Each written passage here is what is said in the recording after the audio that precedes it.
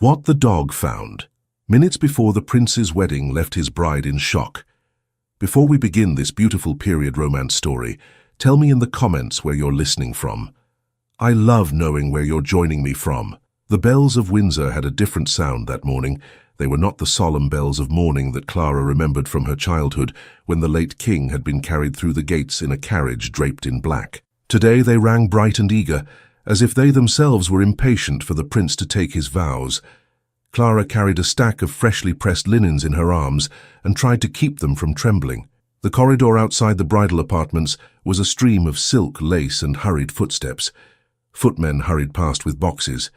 Ladies' maids slipped in and out of doors like darting birds. Someone had dropped a ribbon on the floor. Another stepped over it without looking down. "Mind yourself, Clara," Mrs. Jenkins murmured as she swept by a basket of folded veils in her arms. "Do not stare at the finery. It is not for the likes of us." "I am not staring," Clara said quietly. She was lying. Everyone was staring. It was impossible not to. From the half-open door of the bridal chamber came the murmur of high voices, laughter, and the rustle of heavy silk. Lady Eleanor of Ashbourne had arrived in the castle 3 days before.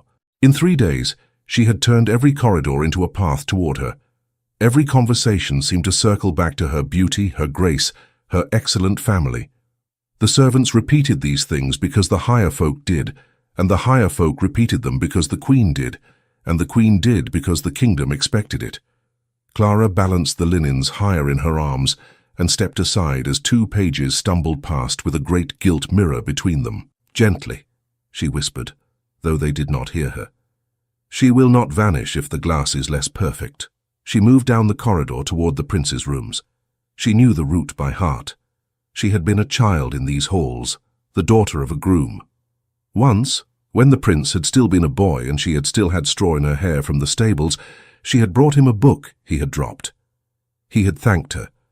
He had remembered her name. Now she passed his door with her head bowed.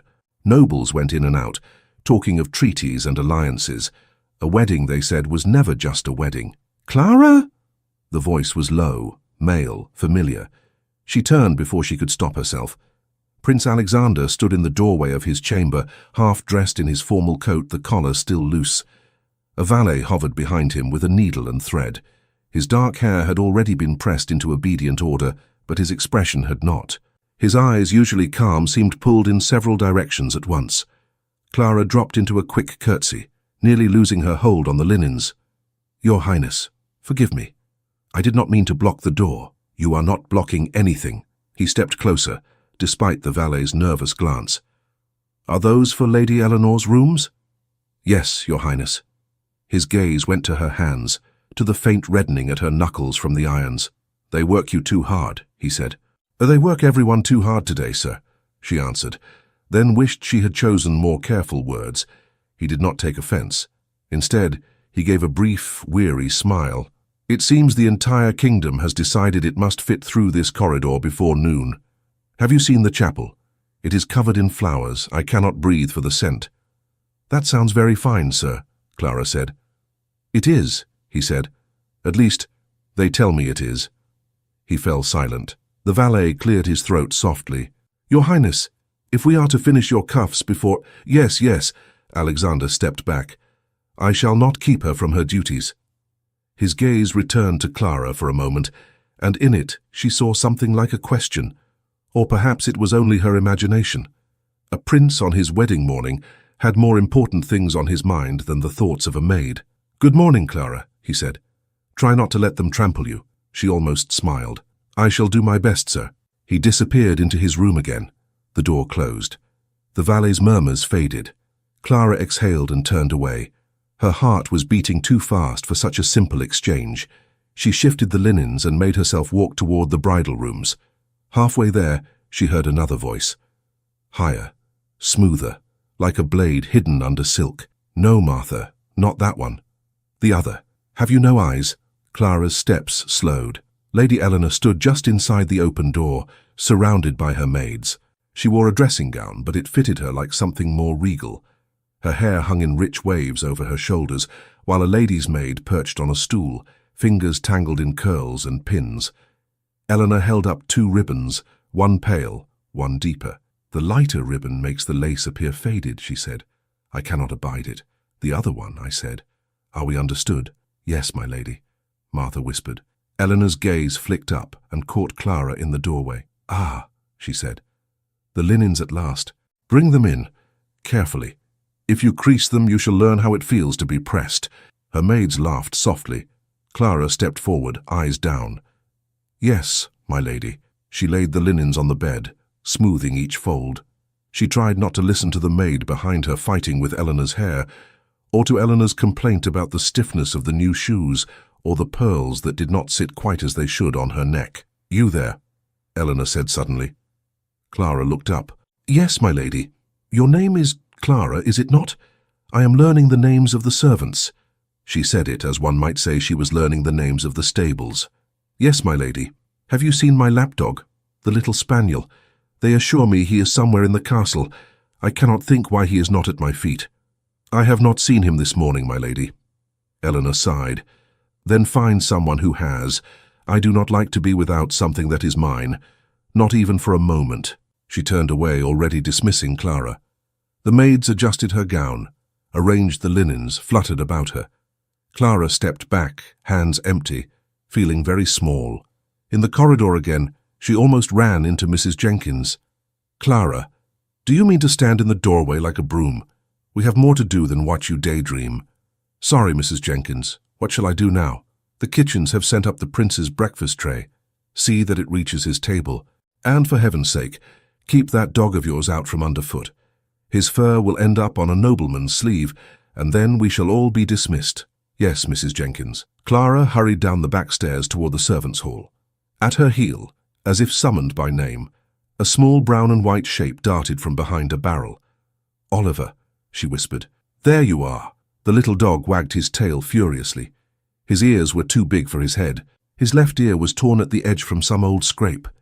He had appeared at the castle gates years earlier, half-starved, and Clara had smuggled him scraps until he simply never left. You must not be up here today, she said, stooping to scratch his head.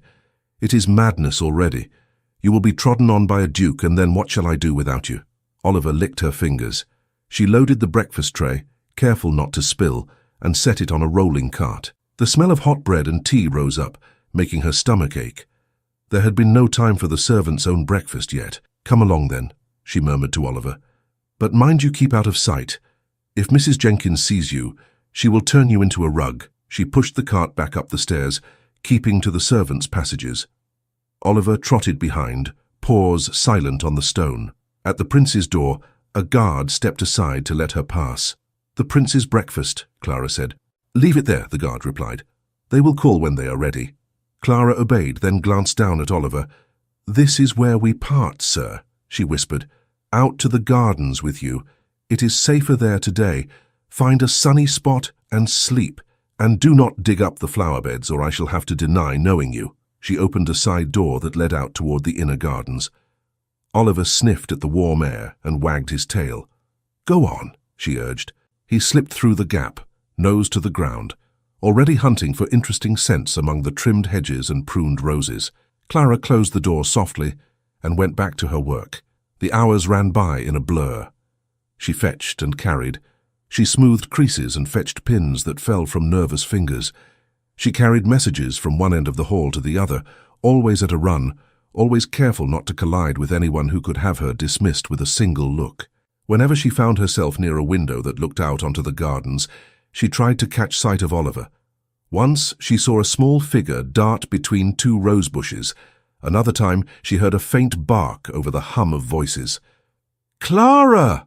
Mrs. Jenkins snapped. "Do not stand idling. The time grows short." Clara moved again. As the morning wore on, the air in the corridors seemed to grow thicker. The bells began to ring in earnest now, not for practice, but to call the kingdom to attention. Guests in rich clothes arrived from the outer courtyard, their carriages rumbling through the gate. The Queen's ladies rustled past, their expressions composed, their talk light and careful. "Is it not splendid?" one of the younger maids whispered to Clara as they passed each other carrying bundles. "It is," Clara said softly. "Splendid. And suffocating." Near noon, After delivering yet another armful of lace to the chapel, Clara slipped into a narrow side passage for a moment's rest. Her back ached, her hands smarted, her heart felt sore in a way that had nothing to do with labor. She leaned against the cool stone and closed her eyes. For a moment, she imagined another life, not one where she married a prince. She was not foolish, just one where her days were not entirely spent carrying the comfort of others. Something soft bumped against her ankle. She opened her eyes. "Oliver," she breathed. "You wicked creature. I told you to stay in the garden." Oliver stood in front of her, panting lightly, his white paws stained with dirt. He looked enormously pleased with himself. In his mouth, he held something long and narrow, wrapped in mud. "What have you got there?" Clara asked. He wagged his tail, stepped closer, and dropped the object onto her shoe. It landed with a soft, solid weight. "Ugh, you dreadful dog," she muttered, half laughing. "It is filthy." She bent down, picked it up between finger and thumb, and frowned. It was not a stick. It was too straight, too regular. Under the mud she could feel the smoothness of leather, the sharp edge of sealed wax. Her heart gave a small, inexplicable leap. "Where did you find this?" she whispered. Oliver only wagged his tail. Clara looked quickly up and down the passage.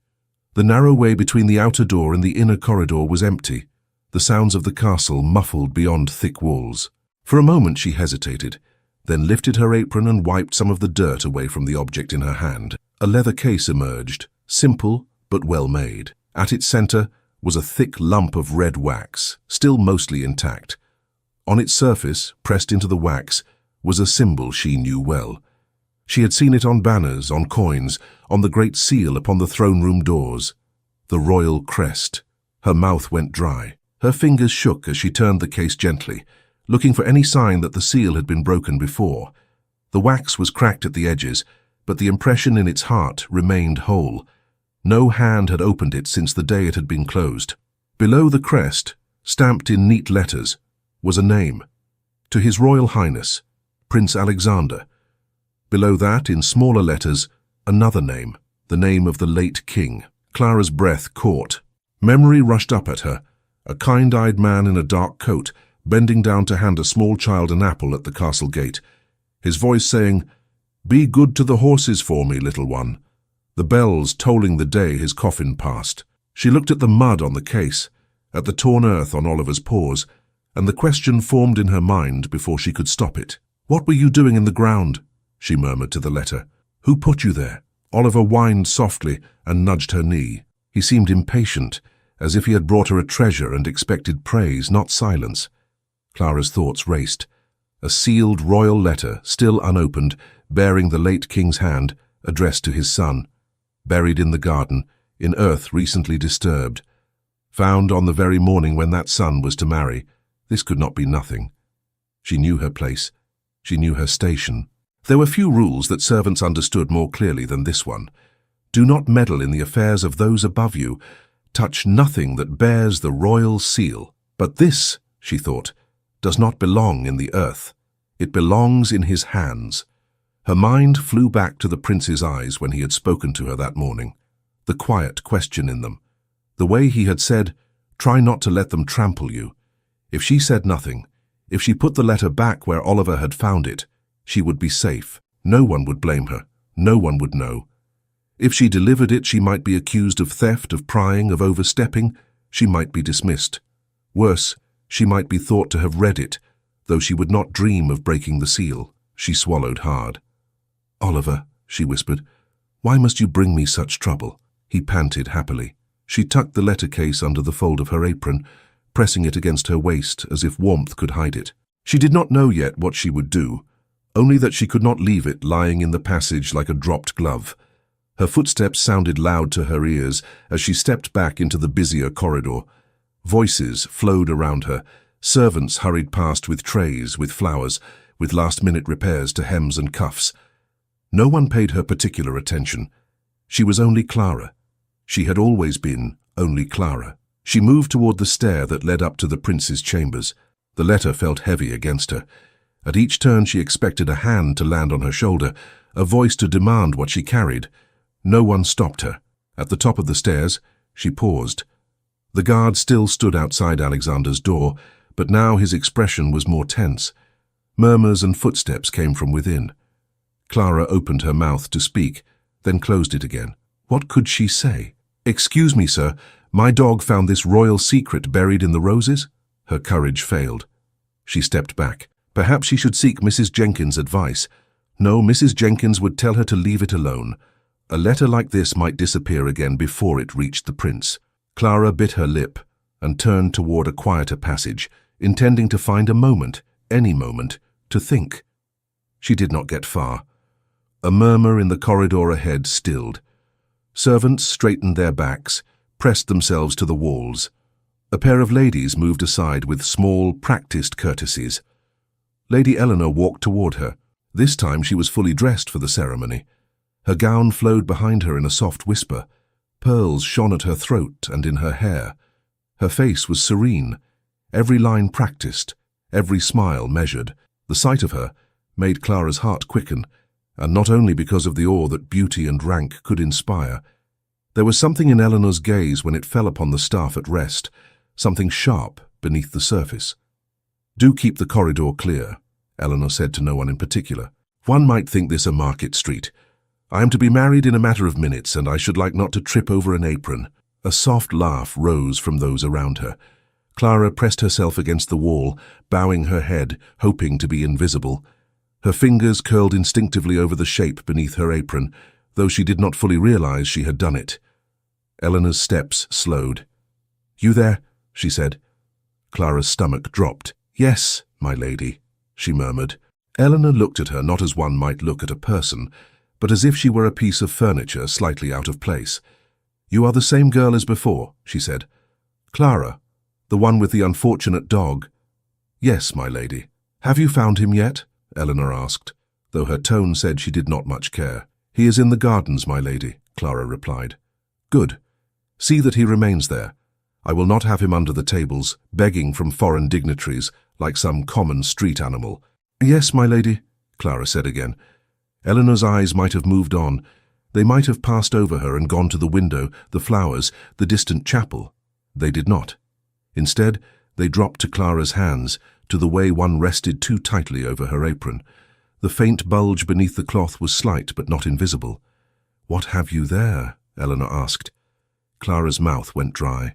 "Nothing, my lady. Merely my hands." Eleanor's lips curved, though it was not quite a smile. "Your hands do not usually protrude in such a fashion, I think. Show me." Clara swallowed. "It is only something my dog brought me, my lady," she managed. "It is dirty. I was about to throw it away." "Then you will have no objection to showing it." Eleanor's voice remained soft, but there was a new thread in it now, a note of command that did not allow argument. The corridor seemed to grow still. The nearby servants watched from lowered eyes, listening without appearing to do so. Clara's fingers clenched around the letter case. She could feel the edge of the wax pressing into her skin. "It is nothing of importance, my lady," she whispered. "I would not wish to soil your gown." Eleanor took a single step closer. The pearls at her throat gleamed. Her perfume was faint but precise like everything else about her. "Clara," she said quietly, "you will remove your hand from your apron and show me what you hold there. Now." Clara lifted her eyes, just for a moment. What she saw in Eleanor's gaze was not curiosity. It was something harder, colder, like a hand closing over a secret. Her heart thudded. Every instinct told her to obey. Another, smaller voice whispered that this did not belong to Eleanor. It belonged to the man Eleanor was about to marry. Her hand shook as she drew it away from her apron. The fold of cloth fell back. The corner of the leather case showed, still streaked with dried mud, the faint impression of the royal crest catching the light. Lady Eleanor's polite expression faded. For an instant, all the practiced warmth dropped from her face. In its place came something raw and stark, her gaze fixed on the very thing Clara was trying to hide. For a heartbeat, no one moved. Then Eleanor's eyes snapped up to Clara's. "Where did you get that?" she asked. Her voice was still low, but the softness was gone. Clara's fingers closed again over the leather. "My dog found it in the garden, my lady," she said quickly. "I was on my way to—" "To what?" Eleanor cut in. "To deliver it. To whom?" Clara opened her mouth, closed it again, fighting a stammer. To the prince, my lady, it bears his name. A faint murmur stirred among the watching servants. Eleanor's lips pressed into a line. She took another step forward.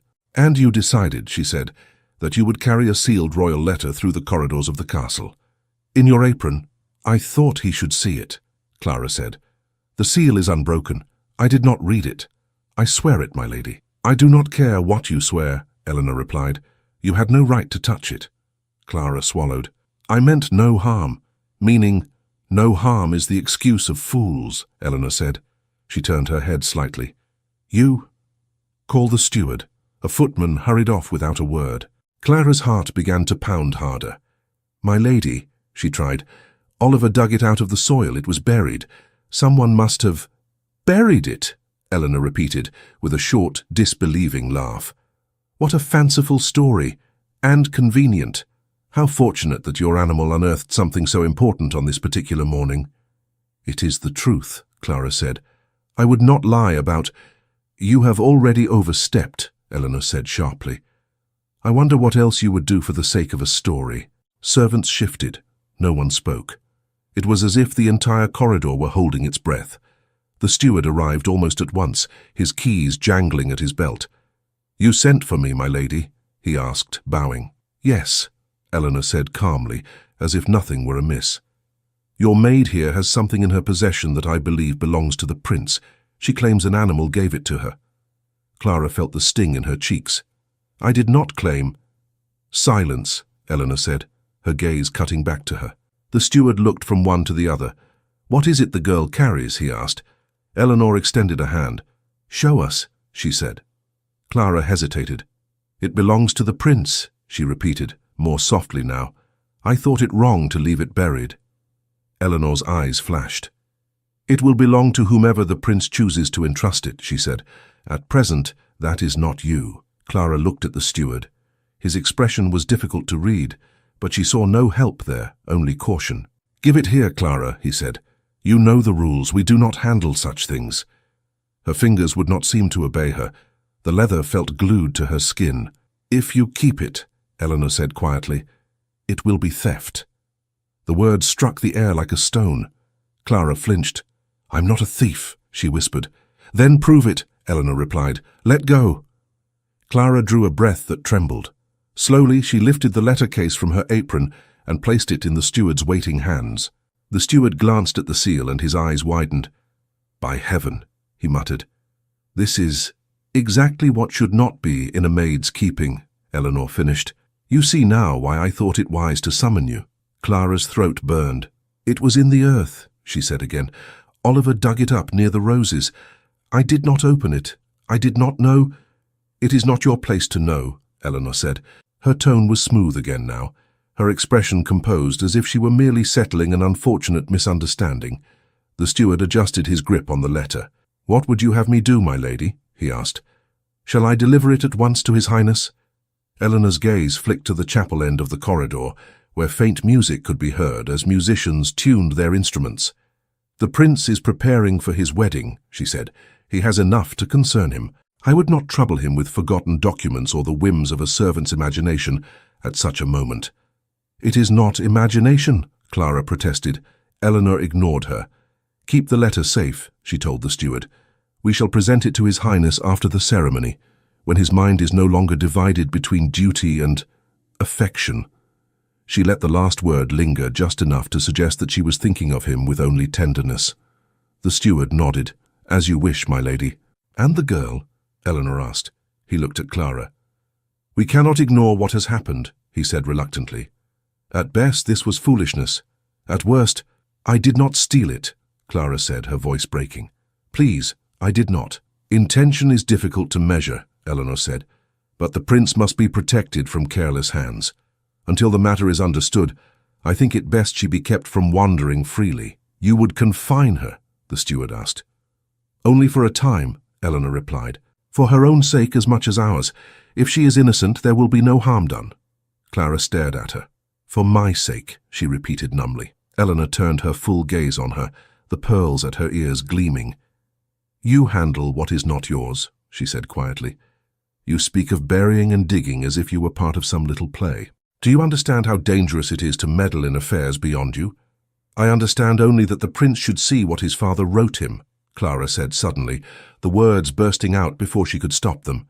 A fresh murmur rippled through the corridor. Eleanor's jaw tightened. You presume much, she said. The steward sighed. Clara, he said, you will come with me. He gestured to a footman. See her to the servants' quarters. She is not to leave until I give word. The footman stepped forward and took Clara gently but firmly by the arm.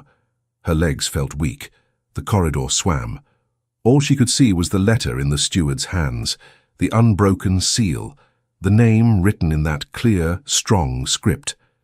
But the prince, she started. The prince hears many things in a day, Eleanor said coolly. He does not need to hear wild tales of buried letters while he is preparing to take a wife. Clara's fingers twitched at her sides. She wanted to reach for the case again, to snatch it back, to run straight to Alexander's door and thrust it at him. She did none of those things. She could not. The footman's grip tightened. Her throat closed. Come along, the footman murmured, not unkindly. As they turned away, Oliver slipped past Clara's skirts, bewildered eyes darting between the faces around him. Leave that animal, Eleanor said sharply. Someone take him out. I will not have him under my feet. A page bent down to catch him, but Oliver dodged, skittering back. Oliver, Clara called over her shoulder, her voice faint. Go, boy. Out to the garden. Oliver whined. Eleanor waved a hand. He is an annoyance, she said. I do not care where he goes. Only see that he is not where I am. Clara was led away down the side corridor. Her steps sounded hollow. Each one carried her father from the prince's rooms, from the chapel, from the letter. In a small plain chamber below stairs, the footman released her arm and closed the door. You will remain here, the steward said, standing in the doorway. Do you understand, Clara? She nodded numbly. I did not mean, she began. I believe you, he said quietly. But belief will not unmake what is done. You touched what you should not. It is a grave matter. Will they dismiss me? She asked. I do not know, he said. It may depend on what His Highness decides when he has seen the letter. Her heart lurched. He will see it, she whispered. The steward glanced down at the case in his hand, then back at her. That is not for me to decide, he said. I will keep it safe until I am summoned. He closed the door. The lock clicked. Clara sank onto the narrow bench under the small window, her hands twisted in her lap. Through the glass, she could see only a strip of grey sky and the edge of a chimney. She did not know how much time passed. The bells continued to ring, sometimes near, sometimes distant. Voices rose and fell beyond the door. At one point, footsteps hurried by and she heard someone laugh. She pressed her palms over her eyes. It is only until he is married, she told herself in a whisper. After that, none of this will matter. They will forget. The thought pierced her. She dropped her hands and stared at the door. Somewhere above her, Alexander was being dressed in his finest coat. Somewhere not far from him, a leather case sat in the steward's hands, containing words meant for him and no one else. She could do nothing now. Her choices had already carried her to this bench. A small sound made her look up. A narrow gap between the floor and the door showed a sliver of shadow. Something small and furry pressed its nose to the crack, sniffed, then gave a soft, anxious whine. Oliver, she breathed, dropping to her knees. His tongue flicked through the gap and licked her fingertips. You foolish, loyal creature, she said. How did you find me? He whined again. Go away, she whispered. You must not be caught here. I am already in enough trouble. If they see you near me, they will blame you for this as well. He scratched lightly at the door. She rested her forehead against the wood. It is all right, she lied. I am only to stay here for a little while. Then we will see. Above them a deep gong sounded. Then another. The bells began a more deliberate peal. The hour had come. In the prince's chamber, Alexander stood before the mirror, his coat finally fastened, the sash across his chest perfectly aligned. Courtiers hovered like anxious birds. A man fussed with his cuffs. Another adjusted the chain at his neck. Your Highness, the master of ceremonies said, bowing. It is time. Alexander looked at himself, then at the door, then back at his reflection. For a moment he saw not the prince, not the groom, but a boy standing alone in a long, silent hallway, a book clutched in his hands, watching his father disappear into a room where decisions were made without him. He exhaled. "I am ready," he said. The Master of Ceremonies smiled. "Her ladyship will be radiant," he said. "The kingdom rejoices in this day." Alexander's face tightened, almost imperceptibly. "Yes," he said. "So I have been told." They stepped into the corridor. Guards straightened. Trumpets sounded from a distance, announcing that the groom was on his way to the chapel. Halfway down the corridor, a commotion caught his ear. A voice, slightly breathless, called, "Your Highness!" He turned. The steward hurried toward him, the letter case in his hand. Alexander frowned. "What is it?" he asked. "We are about to begin." "Forgive me, sir," the steward said, bowing. "This was found in the possession of one of the maids. Lady Eleanor requested that I keep it until a suitable moment. I thought the moment should be sooner rather than later." Alexander's gaze dropped to the case. The crest caught the light. His breath shortened. "Who wrote it?" he asked, though he thought he already knew. "The seal says it is from your late father, sir," the steward said, "addressed to you. The seal is unbroken." A hush fell over those nearby. The Master of Ceremonies shifted uneasily. "Your Highness," he murmured, "perhaps this might wait. The guests are seated, the Queen is in her place, her ladyship is walking even now toward the chapel to pause the ceremony over an old letter." "An old letter from my father," Alexander said, his voice quiet but firm. The man fell silent. Alexander took the case from the steward. His fingers felt cold against the leather. "How came this to be in a maid's keeping?" he asked. The steward hesitated. "Her name is Clara, sir," he said. "She claimed that her dog unearthed it in the garden, that it had been buried beneath the roses." Clara. The name struck him with unexpected force. "What did she intend to do with it?" he asked. "She said she meant to bring it to you," the steward replied. "She did not break the seal. Lady Eleanor believed it best that I hold it until the ceremony was done, but you have brought it now," Alexander said. "Yes, sir." The corridor seemed narrower suddenly. The hum of the castle grew distant as if he were underwater. He looked down at the seal, the impression of the crest, the familiar curve of his father's signet. "Your Highness," the Master of Ceremonies said gently, "the people are waiting." "So is he," Alexander said under his breath. He slipped a thumb under the edge of the wax. It cracked with a soft, final sound. He drew out the folded paper within. The letter was not long. His father's handwriting ran across the page in strong, even lines. When he reached the end, Alexander's hand tightened. The warnings were not vague. They were not the idle suspicions of a sick man. They were clear, written on a day when the king had still possessed all his faculties. "Beware the Ashbourne alliance. They seek not only favor but influence over the very succession. Lady Eleanor's charm is an instrument, not a gift. I fear they would use my son as a means, not see him as an end. If you receive this, and I am no longer here to speak, trust not the appearance of devotion where truth has been buried." The last line blurred. He blinked. "Your Highness?" the Master of Ceremonies asked. Alexander refolded the letter with care. "Where is Clara?" he asked. The steward shifted. "Confined to the servants' quarters, sir," he said. "Lady Eleanor requested me precautions." "Precautions against what?" Alexander asked sharply. "She feared for your safety, sir," the steward said. "She thought it strange that such a letter should appear in such a way, and that a maid should be carrying it. She believed it could be part of some scheme." "A scheme," Alexander repeated. He looked up. At the far end of the corridor he could see the doorway that led toward the chapel. Beyond it, a glimpse of flowers, of people in their seats, of light from high windows. Somewhere else in the castle, Clara sat alone behind a locked door because she had carried to him what was his. "Your Highness," the Master of Ceremonies said again, more urgent now, "it truly is time.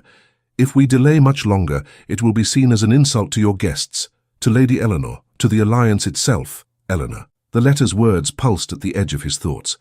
"Lady Eleanor's charm is an instrument, not a gift." He drew a slow breath. "The girl," he said. "Clara. Was she known to trouble the household before this?" "No, sir," the steward said at once. "She is a hard worker, quiet. I have had no cause to complain of her." "She has always been honest," another servant blurted before he could stop himself. He reddened. "Forgive me, sir, but it is so." Alexander glanced at him. "And yet she is accused of stealing from me," he said. "No one used that word, Your Highness," the steward said quickly. "Not directly. only that she handled what she should not. And yet she brought it toward me, Alexander said. He looked down once more at the letter. His father's script seemed to look back at him. Trust not the appearance of devotion where truth has been buried. He closed his eyes briefly. I will not walk into that chapel with this unanswered, he said. The master of ceremonies stared. Sir, he whispered. I will go to my wedding, Alexander said, but not before I have spoken with the person who risked much to bring me this. Summon Clara to me. The steward hesitated. My lord, she is— Do it, Alexander said. His tone left no room for argument. The steward bowed, turned, and strode away. Alexander stood still, the folded letter in his hand. The sound of the bells grew louder, then muffled again as a door closed somewhere between them and the chapel. In the small chamber below stairs, Clara sat very straight as the door opened. Two men stood there, the steward and a guard. Clara, the steward said, His Highness has requested your presence. Her heart jumped. Requested? She echoed. Yes, the steward said. Come at once. She rose, legs unsteady. Oliver darted forward, but the guard blocked him with his foot. The dog stays, the man said. He cannot come where we are going. It is all right, Clara whispered to Oliver. Stay. His eyes followed her as she stepped into the corridor between the steward and the guard. They moved quickly, taking a back stair. The air seemed thinner as they climbed. Clara's stomach knotted. What does he want? She asked in a low voice. To hear from your own mouth how you came by that letter, the steward replied. Say only the truth. It is the only thing that may help you now. They reached a small chamber near the main corridor, a room with a single tall window and a plain table. Alexander stood there alone, the letter in his hand. When Clara entered, she stopped just inside the threshold and dropped into a curtsy. Your Highness, she said, barely above a whisper. You may leave us, Alexander said to the others. The steward hesitated. Sir, ought there not to be a witness? He asked. Alexander looked at him. I have had enough witnesses today, he said. I will speak with her alone. Wait outside. The door closed behind them with a solid click. For a moment neither spoke. Clara kept her eyes on the floor. Her heart hammered so loudly she was sure he must hear it. Clara, he said at last, and his voice was not angry. It was tired, confused. Look at me. She raised her eyes. He held up the letter. This, he said, was found in your keeping. They say your dog brought it to you. That you meant to bring it to me, is that the truth? Yes, sir, she said at once. Oliver dug it from the earth near the roses. The soil was freshly turned. I wiped away the mud and saw the crest. I knew it must be yours.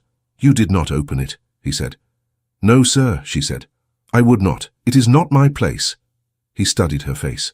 Why did you not take it to the steward at once? He asked. Why carry it yourself?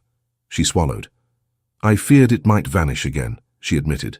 If someone had buried it, they might wish it to remain unseen. I thought if anyone should decide its fate, it should be you. She said the last words quickly, afraid of them as soon as they were out. His gaze did not harden. Lady Eleanor believes you sought to use it, he said, that you might have been part of some scheme to disturb the wedding, that this letter was produced at a convenient time. Clara flinched. I am not part of anyone's scheme, sir, she said. No one asked me to do this. I have spoken to no one but you and the steward. I only wished to be honest. He was quiet for a moment. You risked much, he said. I did not think of the risk, she replied. Perhaps that was foolish. His mouth twisted in something like a rueful smile. Foolishness and courage often look alike, he said. She blinked. I was told you were confined, he added. Who ordered it? Lady Eleanor, sir, she said. She thought it best. For my sake, she said. He exhaled slowly. For your sake, he repeated. A faint sound outside the room drew both their gazes. Voices in the corridor. The master of ceremonies, speaking in urgent tones to someone. Your Highness, came the muffled words. The Archbishop is waiting. The Queen is waiting. Lady Eleanor is at the chapel door. We cannot delay much longer without offence. Alexander looked back at Clara. If I had not seen this letter, he said quietly, I would be walking into that chapel now without question. I would take vows with the blessing of a father whose last words to me I had never read. He looked down at the folded page in his hand. Instead, he went on, I stand here with doubts in my mind and a maid before me who has nothing to gain and much to lose by bringing me truth. Clara's throat tightened. I ask nothing, sir, she said quickly. Only that you know what was hidden from you. He met her eyes. I believe you, he said. She stared at him. You do? She whispered. Yes, he said, because you have never lied to me. The door opened before she could answer. The master of ceremonies burst in, flustered and pale. Your Highness, I beg you, he said. We are beyond late. The foreign dignitaries are restless. The Queen is sending word. Lady Eleanor is asking what has happened. If we delay further, it will be a scandal. Alexander straightened. Tell them, he said, that there was an unforeseen matter and that I shall be there shortly. I must decide how to proceed. With respect, sir, the man said, you must proceed by walking down that aisle. Alexander's gaze cooled. I must proceed by doing what is right, he said, even if that displeases those who came to be entertained. The master of ceremonies blanched. What shall I tell Lady Eleanor? He asked. Tell her, Alexander said, that I have read my father's last words to me, and that I will not be hurried into a vow I do not fully understand. The man opened and closed his mouth, then bowed, retreating. Alexander turned back to Clara. You are not to be punished, he said. I will see to that. Whatever happens next, know that. Tears pricked her eyes. Thank you, sir, she whispered. Outside, hurried footsteps moved away. Orders were called along the corridor. The hum of the castle shifted, uneasy. In the confusion, no one noticed Oliver slip out from the servant's stair, nose to the ground, searching for a familiar scent. He trotted along the passage, weaving between legs, dodging feet, ears pricked. The sound and smell of the chapel drew him, bright and strange. Between the rush of skirts and the swish of cloaks, he caught another scent. The leather of the case, the trace of his own paws in the dried mud upon it. He followed it eagerly. There ahead the steward hurried toward the chapel doors, the letter held tight in his hand, summoned to stand near the Queen until the prince appeared. He did not see the small dog angling toward him. His Highness will be but a moment, someone assured a waiting lord. There is nothing amiss. Oliver darted forward. Hey, cried a footman, that wretched dog again. He reached down to grab him, but Oliver wriggled free, leaped, and his teeth closed not on flesh, but on leather. The steward shouted in surprise. Oliver did not bite hard, only enough to tug. The sudden weight on his hand startled the steward. His fingers loosened. The letter slipped. Time seemed to slow. It tumbled from the steward's grasp, slid across the polished floor and skidded to a stop just inside the open door of the chapel. The leather case slid over the polished stone and turned once before coming to rest just inside the chapel door. For a moment, no one understood what had happened. Then a low murmur ran through the guests seated nearest the aisle. Something has fallen, someone whispered. A gentleman in a dark coat bent to pick it up. He turned it in his hand, frowning at the cracked wax and the crest. Give that here, the steward gasped, hurrying forward, pale. That is not for you. He snatched the case back, clutching it to his chest. At the far end of the chapel, the choir's voices were just beginning to rise in a soft, expectant hymn. The organist's fingers hovered over the keys. The archbishop stood ready with his book open. In the front pew, the Queen Mother held her folded hands tightly together. She turned as she heard the disturbance. What is this? She asked in a low tone. The steward bowed his head, still clutching the letter. Nothing, Your Majesty, he said quickly. A small mishap. The dog, she repeated. Oliver darted past him, tail wagging, then froze under the weight of all the staring eyes. His ears drooped. Get that animal out of here, a courtier hissed. A boy reached for him. Oliver dodged, ducked under the nearest pew, and vanished beneath a forest of hems and polished shoes. Leave the creature, the Queen said sharply. He is not the cause of our delay. She fixed the steward with her gaze.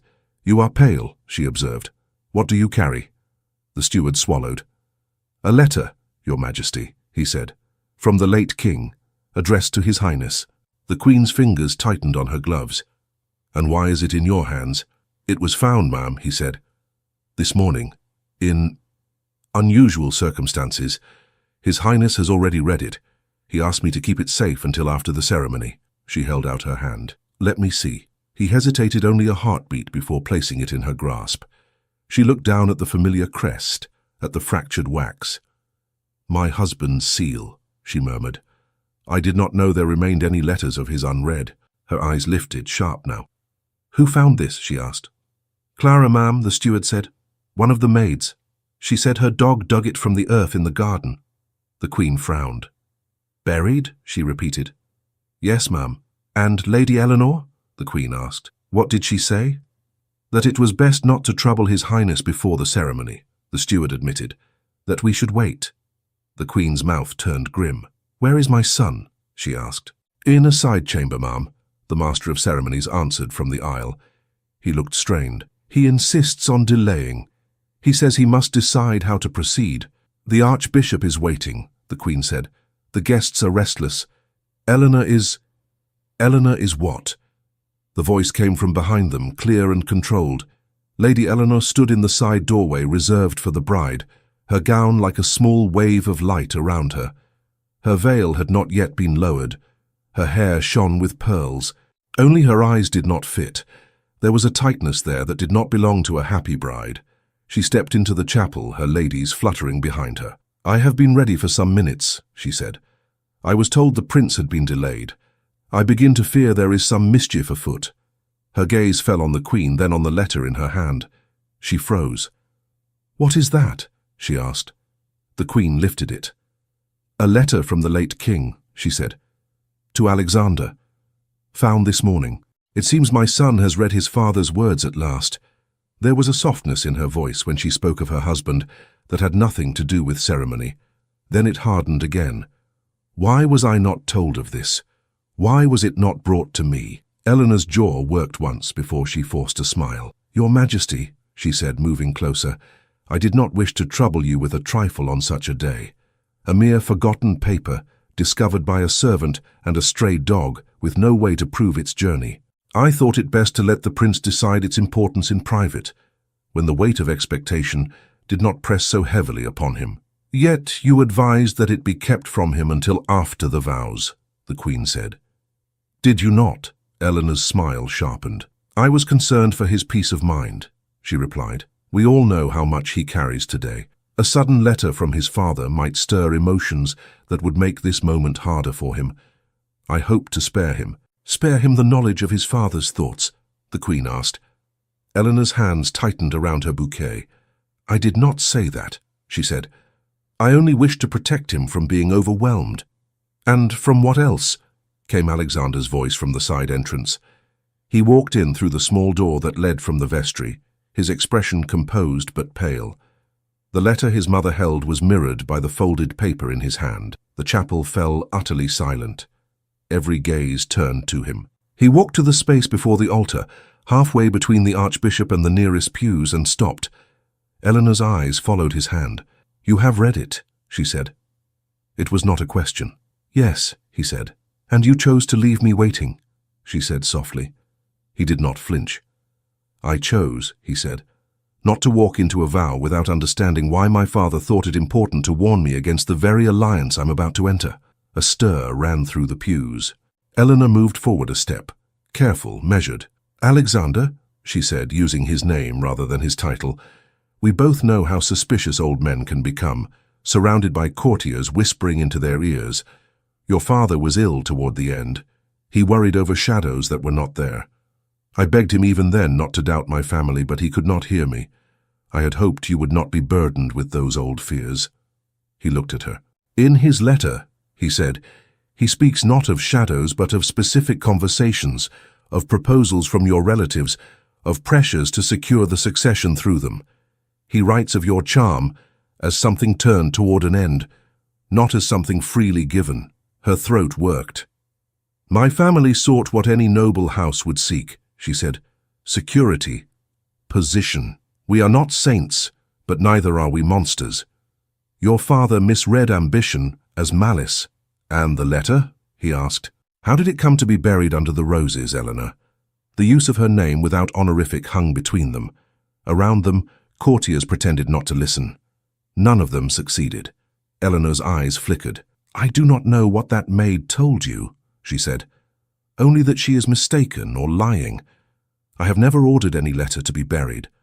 Why would I? It is absurd.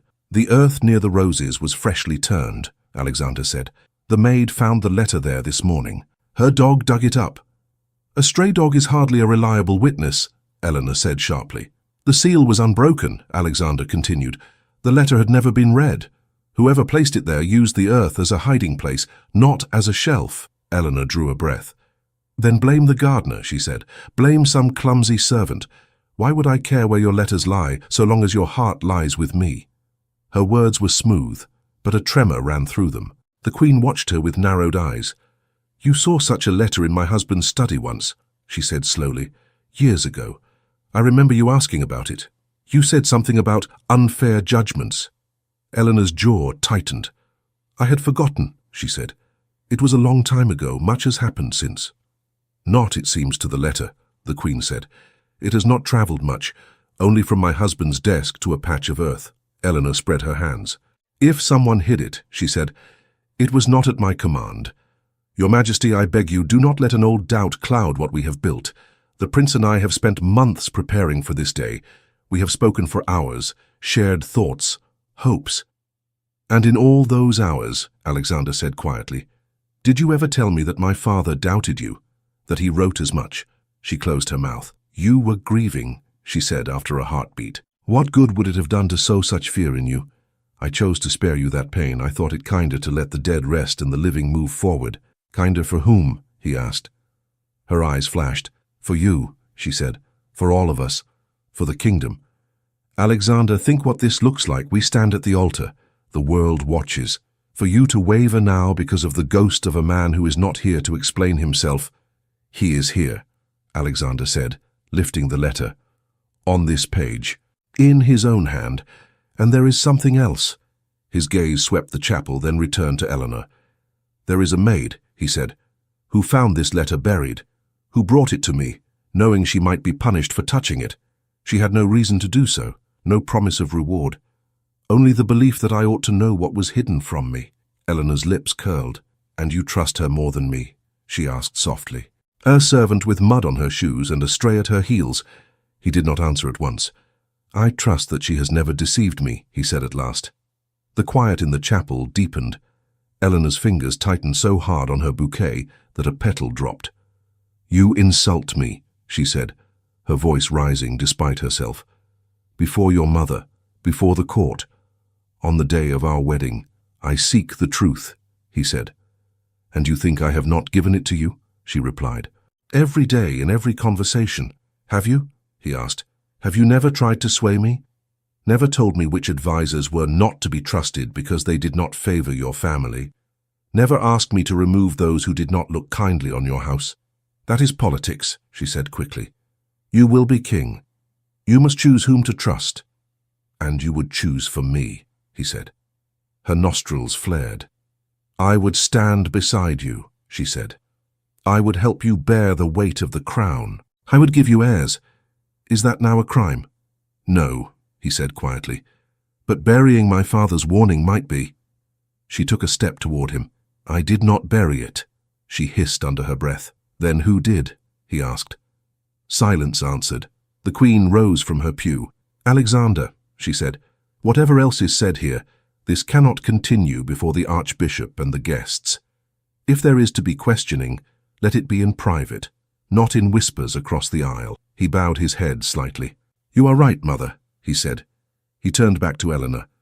I will not drag you through interrogation before all, he said, but neither will I stand and vow blindly.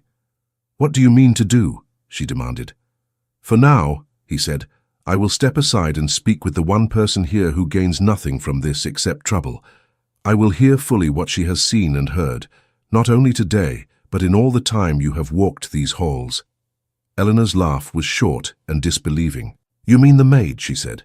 You mean to put our future in the hands of a servant's gossip? In the hands of her honesty, he said. The Queen nodded once. Bring the girl, she said to the steward.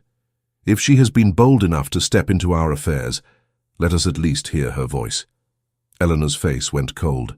My lady, she said to the Queen, with respect, we risk giving far too much importance to those below stairs. A servant's tale can ruin reputations if we let it. Today of all days must we stoop to this. "We will not stoop," the Queen said. "We will listen, and we will decide as sovereigns, not as puppets of convenience." She looked at her son. "See the girl in the vestry," she said. "Speak quickly. If the matter can be settled, do so. If not—" She did not finish. She did not need to. The steward hurried out. Eleanor stood very still. "Alexander," she said softly, when they were momentarily less surrounded, "you know me. You have known me for months. That girl has known you only as a distant figure, a story told downstairs. Do not let her tremble and tears persuade you more than my loyalty has." He looked at her. "I know you as you have chosen to show yourself to me," he said. "I know her as she cannot help but be. You will regret this delay," she whispered. "If you walk away from me now, you will not find another alliance so advantageous. The kingdom needs strength. My family brings it. The kingdom needs truth," he said. Voices rose near the back of the chapel. People were turning in their seats. The archbishop spoke softly to one of his attendants, his expression concerned. In the small chamber near the corridor where she had sat before, Clara stood again between the steward and the guard. "His Highness has called for you," the steward said, breathing a little faster this time. "To the chapel vestry. Do not be afraid, girl." "I am already afraid," she answered honestly. They led her quickly through lesser doors. The closer they came to the chapel, the louder the muffled sounds of many people grew, shifting, coughing, murmuring. She felt every heartbeat in her throat. At the vestry door, the steward paused. "Remember," he said, "speak as you have spoken.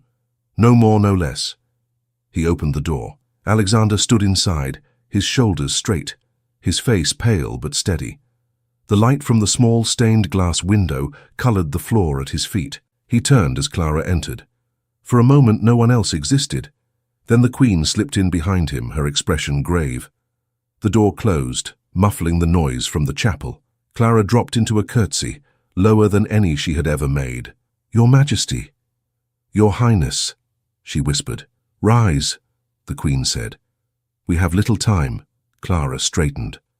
Her hands twisted together until she forced them to be still. Alexander held up the letter again.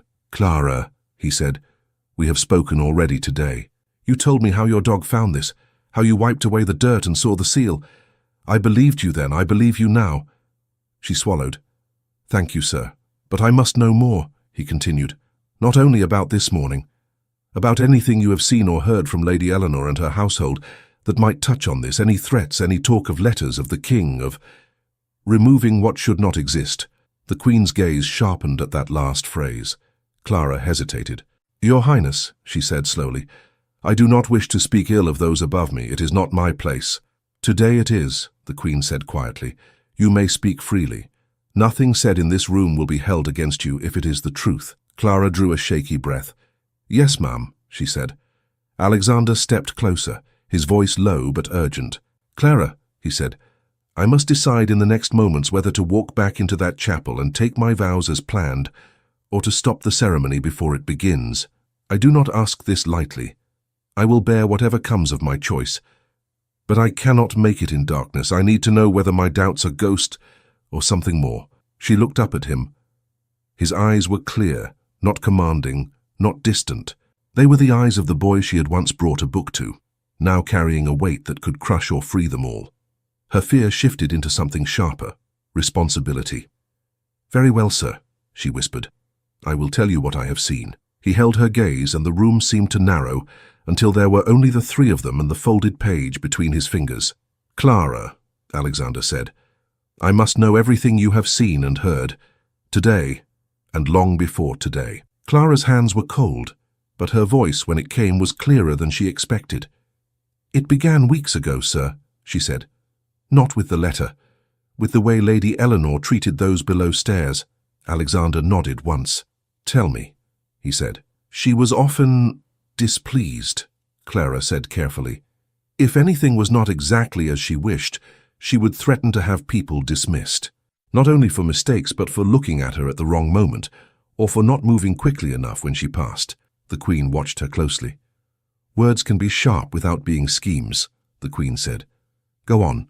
Clara drew a breath. "I have seen other fine ladies be sharp, ma'am," she said, "but I have not seen one smile sweetly at a man, and then, the moment he turns away, Speak of him as if he were dirt on her shoe. She did that often. She did it about your son, sir, when she thought no one was listening. Alexander's jaw tightened. What did she say? He asked. That he was too gentle, Clara answered. That once they were wed, her family would see to it that he learned to obey those who knew better. She laughed when she said it. She spoke of you as if you were something to be guided by a hand behind the curtain. The Queen's fingers curled. Who heard this? She asked. Her maid, Martha, and another lady, Clara said.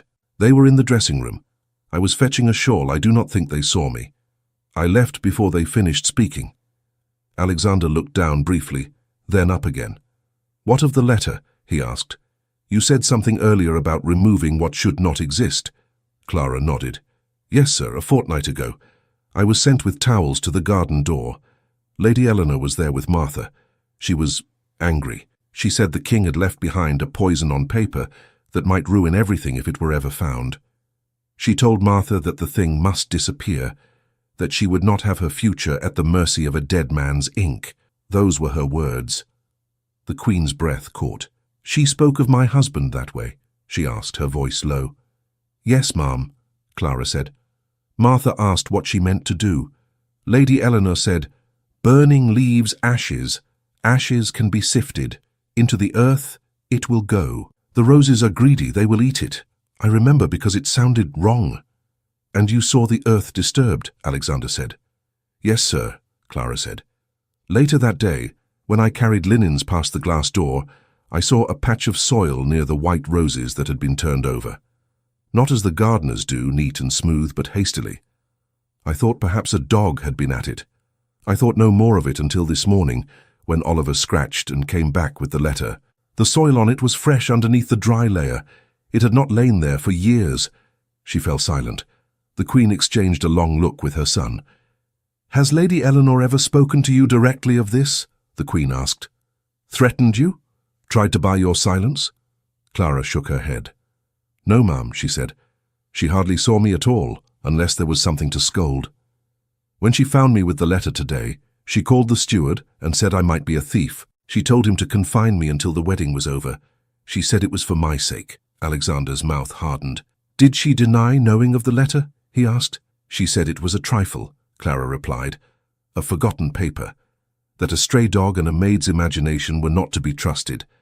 She asked the steward to wait until after the ceremony to show it to you, so it would not cloud your mind. The Queen let out a quiet breath that sounded almost like a laugh, but there was no mirth in it. That is not how a woman speaks who has nothing to fear from a piece of paper, she said. Alexander looked at Clara for a long moment. You understand, he said slowly, that what you have told us could ruin Lady Eleanor's standing, if we choose to believe it. If you have invented or embroidered it, you would be guilty of more than insolence. You would be guilty of slander against a noble house. I know, sir, Clara said. I wish I did not. I would sleep easier if I had nothing to say. Yet you say it, he murmured. Because you asked, she whispered. Because your father's letter was in the ground. And because when I looked at it, I thought of the way he once handed me an apple and told me to be good to the horses for him. He was kind, sir. I could not bear the thought that his last words to you would be eaten by roses. The Queen's eyes softened. My husband did give apples to children, she said quietly. He thought it important to know the names of those who mucked the stables, as well as those who sat on councils. Clara looked down, embarrassed. I do not ask for anything, ma'am, she said. Not reward, not favour. If I may keep my place, I will be grateful. If not, at least I will not have kept silent. The room was still for a heartbeat. Then Alexander folded the letter again, very carefully. Mother, he said, I have heard enough. The Queen inclined her head once. So have I, she said. He turned to Clara. You will not be punished, he said. You have shown more loyalty to this crown than many who wear jewels for it. Whatever happens next, you are under my protection. Do you understand? Her eyes stung. Yes, sir, she whispered. Wait here, he said, with my mother. You are not to be locked away again. If anyone questions it, they may answer to me. He moved toward the door. Your Highness, Clara blurted, before she could stop herself. He paused, hand on the latch. Yes? Please, she said, voice shaking. Do not make your choice because of me. If I have erred, let it fall on me alone. Do not let my words break something you wish to keep." He looked back at her, and there was a faint, sad smile in his eyes.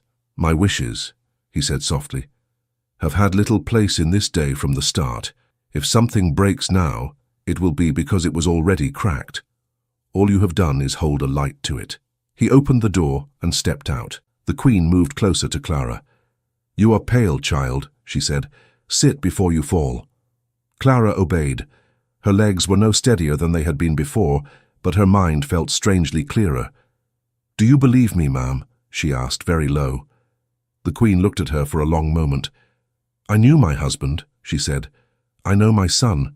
I know the House of Ashbourne. I believe that everything you have told us fits together more neatly than any lie could. That is enough." Clara lowered her eyes. "Thank you, ma'am." Outside, the murmur of the crowd swelled as doors opened and closed. The organist faltered, then left his hands resting on the keys. The Archbishop shifted his weight. Alexander walked back into the chapel, alone. He did not go to the altar immediately. He went halfway, then stopped where all could see him. The Master of Ceremonies looked as if he might faint. The Archbishop lifted his brows. The Queen, re-entering from the vestry door a moment later, took her place in the front pew, her face unreadable. Lady Eleanor stood near the opposite entrance still, her veil now lowered, her bouquet held like a shield. Alexander bowed his head briefly to the Archbishop, then turned to face the assembled guests. "Your Grace," he said, "Your Majesty, honoured guests, and people of this kingdom." His voice carried, not loud, but clear. "I must ask your patience for a matter of grave importance. A letter from my late father has come to light this morning. It was addressed to me, but lost before I could receive it. Only now, on this day, has it found its way into my hands." A murmur ran through the pews. The Archbishop frowned slightly. "A letter?" he repeated. "A warning," Alexander said, "from a king to his son, regarding the very alliance we are about to seal." He did not hold up the letter. He did not read from it. He kept it folded in his hand, like something private and weighty. "In this letter," he went on, "my father speaks of doubts he held about certain members of the House of Ashbourne and about their intentions toward the crown. He writes of pressures, of proposed unions, of a desire not merely for honor, but for control. He cautions me to be wary of charm that hides purpose, of devotion that conceals design." Heads turned. Fans fluttered. Someone dropped a program. Alexander lifted a hand. "I will not repeat every word," he said. "They were written for me, and I take them as such. But I cannot in good conscience stand before God and this kingdom, pretending I have not heard them." He looked toward Eleanor. "I have spoken with Lady Eleanor," he said. "She tells me that my father was misled, that his fears were unfounded, that to heed his warning now would be to give more weight to the dead than to the living." Eleanor stood very still. "But I have also learned," Alexander continued, "that this letter did not simply go astray. It was hidden, buried, kept from me by deliberate act. That act did not come from a place of love for me or for this kingdom." He let that settle. "I will not name here every detail," he said. "I will not drag private ugliness into public air. We are not gathered for spectacle, but for sacred vow. Yet that is precisely why I cannot proceed, as if nothing has changed. A vow taken under false light is no vow at all." The Archbishop stirred. "Your Highness," he said carefully, "are you saying you wish to postpone the ceremony?" Postpone. It was a gentler word than the choice he had already formed in his mind. Alexander did not take it. "I am saying," he replied, "that I cannot today take Lady Eleanor as my wife." The words fell like a stone dropped into deep water. For a moment there was no sound at all. Then the chapel erupted in whispers. Some were shocked, some angry, some intrigued. A foreign ambassador leaned toward his neighbor, eyes gleaming. A dowager gasped into her handkerchief. Eleanor's head snapped back as if struck. Her veil quivered with her breath. "You humiliate me," she said, her voice cutting through the noise. Alexander turned to her fully. "I have no wish to humiliate you," he said. "That is why I speak in generalities, not specifics. I could say more. I choose not to." "You choose," she said slowly, "to cast me aside in front of the whole kingdom, based on the scribblings of a dying man and the gossip of a servant." He flinched slightly at the cruelty toward his father, but his voice remained steady. "I choose to honor my father's final counsel," he said, "and the courage of someone who brought me truth at great cost to herself." "Truth?" Eleanor scoffed. "You call it that?" Her composure cracked then, only for a moment. "You stood in my chamber," she went on, eyes bright behind the veil, "and told me you believed in us. You let me believe that today would secure my place at your side. Now, because of a letter dragged in by a mongrel, you throw away everything we have built." "There is little built that cannot bear being touched," he said quietly. She stared at him, breathing hard. "You will regret this, Alexander," she whispered. "When the foreign courts hear, when your own people gossip, when you find yourself surrounded by enemies and no strong house to shield you, you will remember that you sent me away for the sake of a girl with raw hands." Faces strained to hear. Some pretended not to. Alexander inclined his head. "I may regret many things," he said, "but I will not regret refusing to bind my life to someone who hides what she ought to bring into the light. You are not without merit, Lady Eleanor. You are accomplished, poised, and able, but trust once broken or concealed cannot be the foundation of the throne." He looked toward the Queen. "Mother," he said, "I ask your support in my decision. I know it will bring trouble. I accept that." The Queen studied him for a heartbeat, then rose. "You have chosen the harder path," she said. "That is often the sign it is the right one. I stand with you, my son." She turned to Eleanor. "Lady Eleanor," she said, her voice formal now, "the Crown recognizes your distress. We will not speak today of guilt or innocence before all these witnesses. Instead, we grant you leave to withdraw with dignity. You may return to your family's estate while we consider matters further. Whatever the outcome, no one here will say that you were dragged from this chapel in disgrace." Eleanor's chin lifted. "The disgrace is already done," she said. "Not in the way you mean," the Queen replied. "You will find your path, but it will not be here, not at my son's side." Eleanor's hand shook once on her bouquet, then stilled.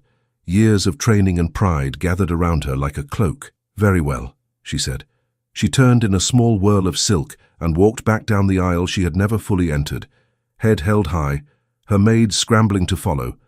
Guests parted for her, half bowing, half staring. The choir did not sing. The organ did not play. Only the low murmur of voices followed her to the door. When it closed behind her, the sound of the latch was strangely loud. The Archbishop cleared his throat. "Your Majesty," he said softly to the Queen, "shall I dismiss the congregation?" The Queen inclined her head. "Yes, Your Grace," she said. "There will be no wedding today." He turned, lifted his hands, and addressed the crowd. "My lords, ladies, and honored guests," he said, "by royal decision, today's ceremony is suspended. Go in peace and pray for wisdom upon your sovereigns." There was nothing else to say. People rose, rustling, whispering, casting glances at Alexander as they filed out. Some looked sympathetic, some calculating, some offended. He met none of their eyes. He stood still until the bulk of them had gone. Only then did he release the breath he had been holding. The Queen came to stand beside him. "You will have storms for this," she said quietly. "The Ashbournes will not forgive the public disappointment. The ambassadors will report home with their own versions of events. The council will demand explanations. I will give them the truth," he said. "They may not like it," she replied. "I have lived too long trying to please those who like what is easy," he said. "I am done with it." She looked at him, and there was a hint of proud relief in her eyes. "You are more your father's son today than you have ever been," she said. He would have approved. He swallowed. "Thank you," he murmured. She touched his arm briefly. "Go and see the girl," she said. "She will be half sick with worry. It is cruel to leave her guessing how you decided." He nodded. "I will," he said. He left the letter with her for safekeeping and went back toward the vestry. Clara was still seated where he had left her, hands clasped tight, eyes fixed on a knot in the wooden floor. When he entered, she jumped up so quickly she nearly lost her balance. "Your Highness," she said, breathless, "I heard voices. Is it over? I mean, is the ceremony—" "It is suspended," he said. "There was no ceremony. There will be no marriage between Lady Eleanor and me."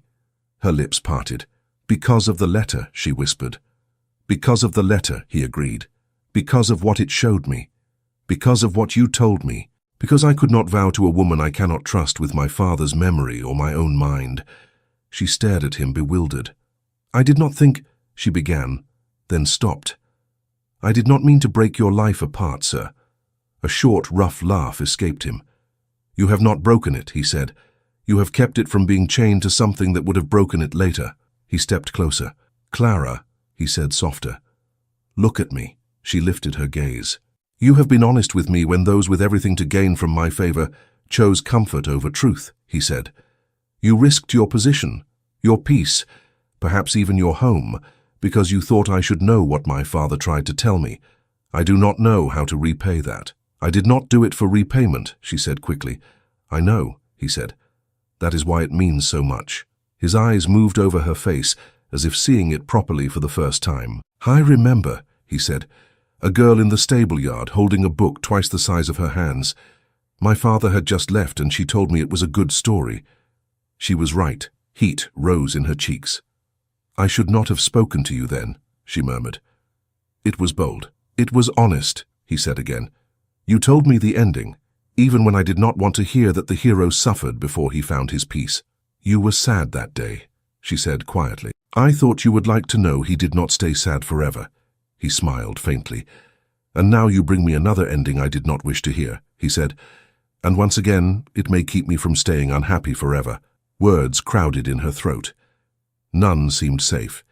He took a small breath. I will not pretend, he said, that this does not change many things.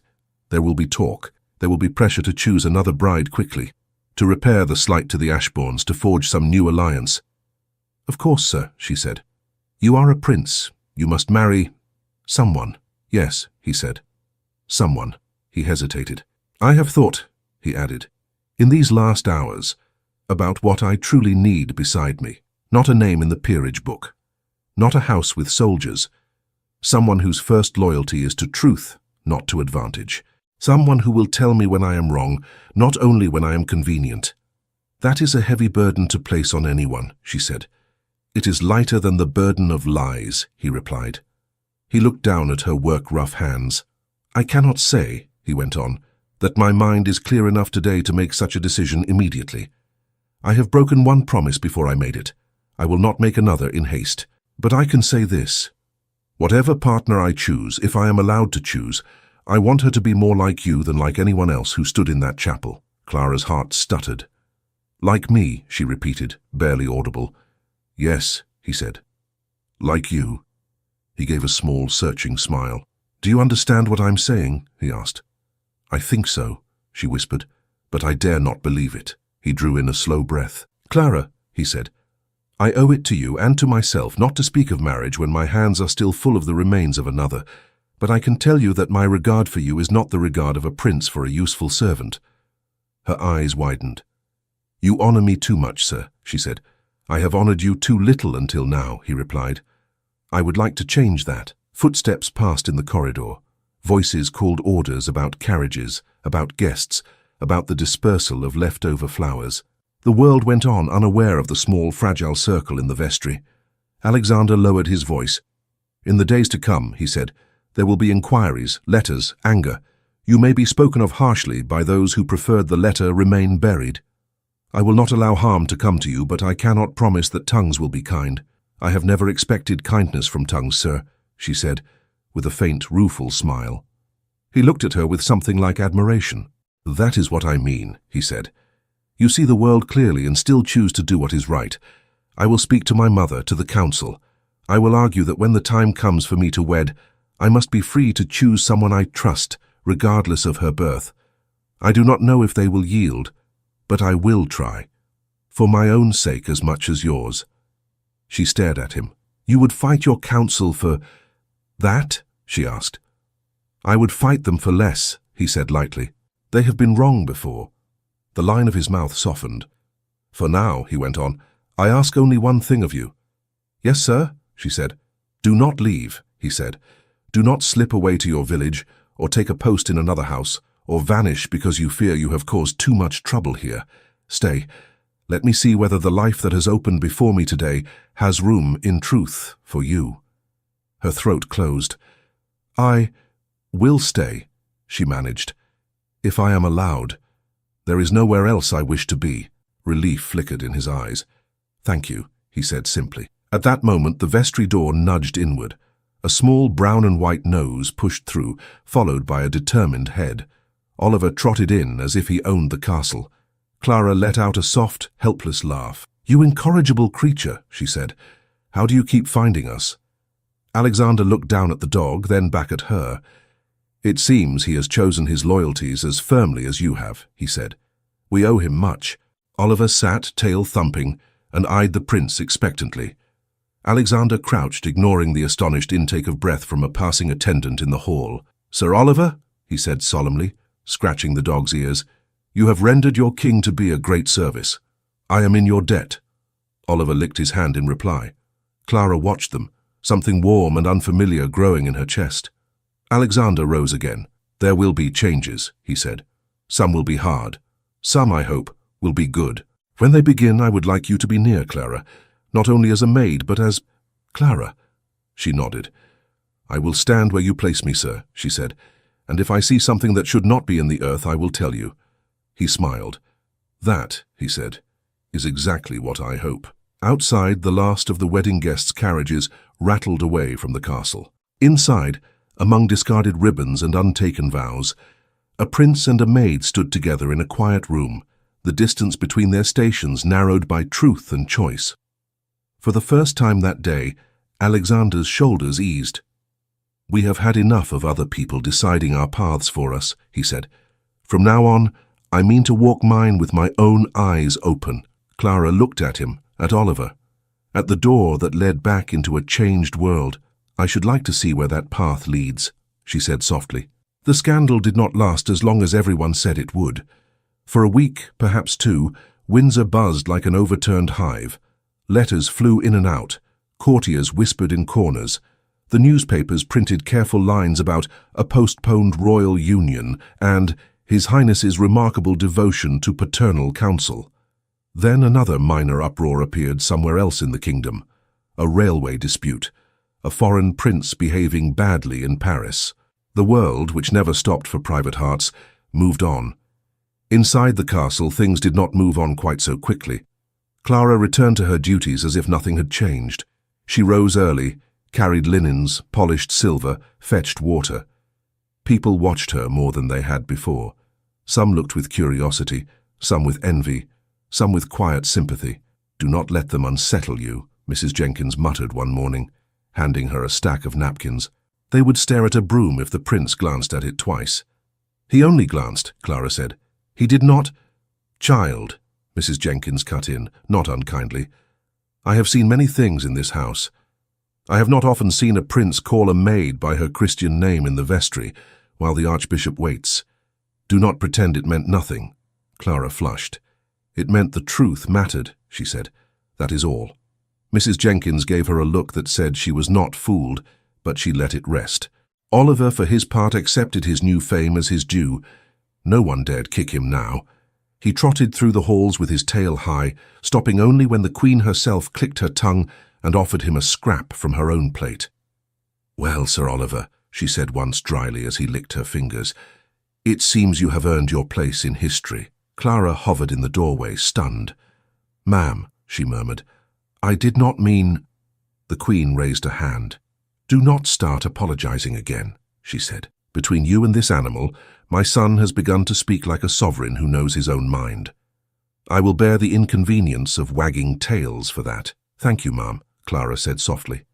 Not everything was so easy. The Ashbournes sent a cold, beautifully worded letter expressing deep disappointment and profound concern for the prince's judgment. Some members of the council hinted that perhaps Alexander had acted impulsively, that grief and youth might have clouded his reason. He met them in the council chamber, the letter from his father in front of him. "You may disagree with my decision," he said calmly, "but do not suggest it was rash. I had all the information I needed. I will not apologize for refusing to build my marriage on a secret buried in a flower-bed." One of the older lords cleared his throat. "Your Highness," he said carefully, "no one disputes the oddity of the matter, but alliances must be maintained, bridges repaired. The House of Ashbourne is powerful. To slight them might prove costly. I'm aware, Alexander said. Yet, what price would we pay if the kingdom were ruled, even in part, by those who see the crown as something to be bent to their will? My father warned me. A maid confirmed what he feared. I listened. That is not weakness. It is prudence. The queen sat beside him, hands folded. My husband trusted his instincts to the end, she said. Our son does no less. The kingdom will learn to trust him for it. The council murmured, but they bowed. After that, the opposition softened. No one wanted to stand openly against a queen supporting her son. Still, no one expected what Alexander said next. It happened on an afternoon 3 weeks after the broken wedding day. The queen, the council, and Alexander sat again around the long table. We must consider, one of the ministers said cautiously, the matter of your future marriage, Your Highness. The public will expect that the breach with Lady Eleanor will be remedied by some new alliance. There are daughters of suitable houses. Alexander lifted a hand. There is one matter we must settle before we speak of candidates, he said. If I marry, it must be to a woman I trust completely. If such a woman happens to belong to a noble house, so be it. If she does not, I will not discard her for lack of a title. The room went very still. Your Highness, another lord said slowly, surely you cannot mean— I mean precisely that, Alexander said. The late king chose his bride first for herself. My mother was not the highest match on paper. She was the best match for him. The kingdom flourished on that choice. The queen's gaze softened at that, but she said nothing. Times have changed, the lord said. Expectations. Expect the heir to the throne to be locked into a contract like a horse at auction, Alexander interrupted. Perhaps. Yet I do not intend to be sold, my lord. If you wish a king who bends to every family hungry for his crown, you may petition heaven for another son. I am the only one you have. It was a rare thing for him to raise his voice. It had an effect. Silence descended. The queen spoke at last. You have someone in mind, she said quietly. Yes, Alexander said. The room waited. She is honest, he went on. She has nothing to gain by flattering me. She has already risked everything by telling me what I did not wish to hear. Without her, we would be bound to a house that thought burying a king's words was clever strategy. With her, I have a chance to be the kind of ruler my father hoped I would be. And her name? The queen asked, though Clara suspected she already knew. Alexander met his mother's eyes. Clara, he said. The maid from the servants' hall. The one with the dog and the courage. A ripple of shock passed around the table. A maid, one lord muttered. Impossible. Another, bolder man said it outright. This cannot be, Your Highness, he said. It breaks every custom we have. Alexander folded his hands. Custom is not law, he said. It is habit. Habits can be changed when they prove unworthy. Your Highness, the First Lord said, struggling for calm, think of the example. The crown must maintain distance, mystery. If you marry below your station, every servant girl in the kingdom will fancy herself a princess in waiting. We will be flooded with ambitions from below stairs. Then perhaps those above stairs will behave more kindly, Alexander replied, for fear that the next queen may remember how they treated her when she dusted their boots. The queen's lips twitched despite herself. Son, she murmured, you speak dangerously. I speak plainly, he said. I am not blind. I know what this will cost me. Some houses will be offended, some foreign courts will sneer, but there will also be people, in villages, in workshops, in fields, who will hear that the prince chose a wife for her character, not her rank. That may do this kingdom more good than any treaty with Ashbourne. The council argued, cajoled, protested. They spoke of precedent, of bloodlines, of insulted dukes. Alexander listened, but he did not yield. At last the queen raised her hand. Enough, she said. We have heard the objections. Here is mine. If this girl were a silly romantic with stars in her eyes, I would forbid it at once. If she had plotted to gain his attention, I would send her away. But she did neither. She has behaved with more dignity under pressure than many of us at this table. I have watched her. She serves without pretense. She speaks only when spoken to. When she did speak out of turn, it was to protect my son from deception. She looked at Alexander. Bring her to me, she said. I will speak to her myself. If I find her wanting, you must accept my judgment. If I find her worthy, The council will have to adjust its habits. The lords looked ready to protest again, but they knew better than to argue with the Queen on that point. Alexander bowed his head, relief in the slope of his shoulders. "Thank you, Mother," he said. Clara knew nothing of these exact words. She only knew that one afternoon, when she was polishing a pair of candlesticks, Mrs. Jenkins appeared in the doorway with a look that combined triumph and terror. "Put that down," Mrs. Jenkins whispered. "Wash your hands, smooth your hair. The Queen has sent for you." Clara's heart dropped into her stomach. "The Queen," she repeated. "Why?" Mrs. Jenkins pursed her lips. "If you do not know," she said, "then you are even more modest than I thought. Do not argue, go. And for heaven's sake, do not fiddle with your apron when you stand before her." Clara washed her hands until her knuckles were pink, smoothed her hair as best she could, and walked to the antechamber outside the Queen's private rooms. Oliver trotted at her heel until a footman blocked him gently. "Not this time, Sir Oliver," he said. "Her Majesty has not given instructions about dogs." Oliver sat down, offended. "I will be quick," Clara whispered to him. "Stay." She stepped inside when summoned. The Queen sat by the window, sewing something small and white. She looked up as Clara bowed. "Clara," she said, "come closer. I do not bite." Clara obeyed, stopping at a respectful distance. "You sent for me, ma'am," she said. "Is there something amiss in my work?" The Queen's mouth curved faintly. "On the contrary," she said, "if there were, I would not be considering entrusting you with more than polishing candlesticks." Clara blinked. "I do not understand, ma'am." The Queen set her sewing aside. "My son wishes to marry you," she said, as calmly as if she were remarking on the weather. Clara stopped breathing. "I beg your pardon," she whispered. "You heard me well enough," the Queen said. "Do not faint. I have no patience for swooning." "I will not faint," Clara managed. "I think my heart has left my body, but I will not faint." The Queen gave a small, approving nod. "Good," she said. "Sit." Clara perched on the very edge of a chair, hands clenched together. "I will speak plainly," the Queen said. "Alexander is stubborn. Once he has set his mind, only disaster or death moves it. I have seen this from the day he refused to leave a lame foal in the mud. He has now set that mind on you." Clara swallowed. "I did not ask him to," she said quickly. "I did not hint, did not—" "I know," the Queen cut in. "If you had, I would have found it out. You have behaved with more restraint than half my ladies. That is one point in your favor." Clara stared at her folded hands. "Ma'am," she said carefully, "I respect His Highness more than anyone in the world, but I am a servant. The kingdom expects better of him than me." "The kingdom," the Queen said, "expects whatever we tell it to expect. It may grumble, but it will obey. My concern is not the kingdom's gossip. It is whether you understand what this would mean." She leaned forward slightly. "Life as a maid is hard," she said. "Life near the throne is harder. You would be watched constantly, judged for every word, every dress, every expression. Those who dislike you will say you entrapped him. Those who envy you will call you ungrateful if you so much as sigh. You would be expected to smile at people who insult you, to sit through dinners you do not enjoy, to bear children under the eyes of 100 opinions. And through it all you must not lose yourself." Clara listened, eyes wide. "It sounds—" She searched for a word that was not ungrateful. "Difficult, ma'am." "It is," the Queen said. "There is joy, too. Love, companionship, influence. But difficulty is woven through it. I will not see my son break his heart against a life shared with someone who did not know what she was accepting." Clara looked up.